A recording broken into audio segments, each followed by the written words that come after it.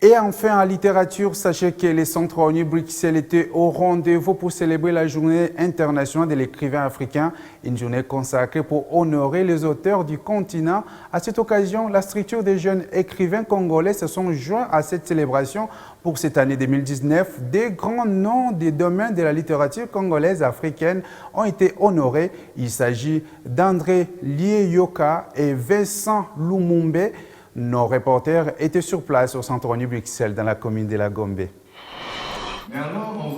Le centre ONU Bruxelles n'a pas dérogé à l'une de ses traditionnelles missions, celle de s'inscrire aussi dans la célébration du Journée internationale de l'écrivain africain.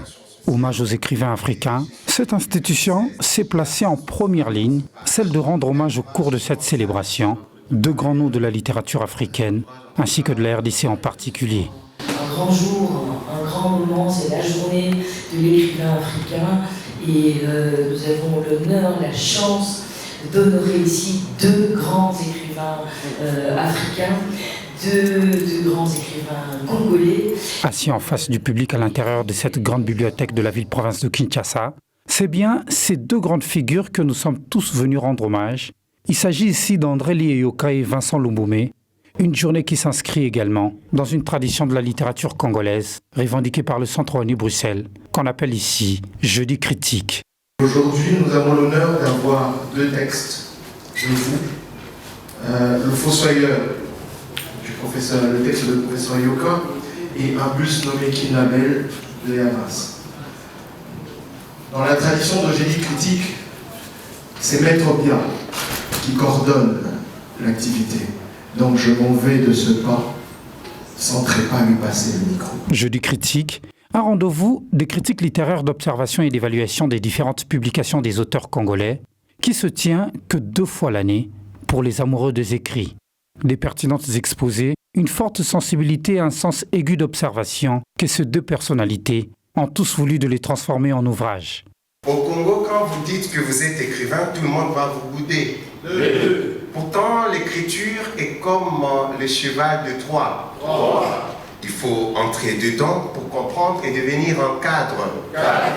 C'est vrai que quand on écrit, on est pécheur, mais on fait tout pour rendre tout le monde saint. Au cours de la célébration, la corporation de jeunes écrivains de la RDC fut représentée par une forte délégation qui tenait aussi à rendre hommage à ces grands noms. Ces deux portraits ont été posés à l'honneur de ces deux grandes figures. Ici, l'objectif est d'immortaliser nos auteurs, un geste qui s'inscrit dans l'histoire de la littérature contemporaine de la République démocratique du Congo. Je remercie énormément l'Association des jeunes écrivains congolais. J'en suis fortement ému parce que ça contredit deux choses. La première chose que ça contredit, c'est le fait que l'on dise toujours que les jeunes ne lisent pas. Il y a eu 200 jeunes de toutes tendances et qui prouvent qu'ils connaissent notre littérature. Ils en veulent plus.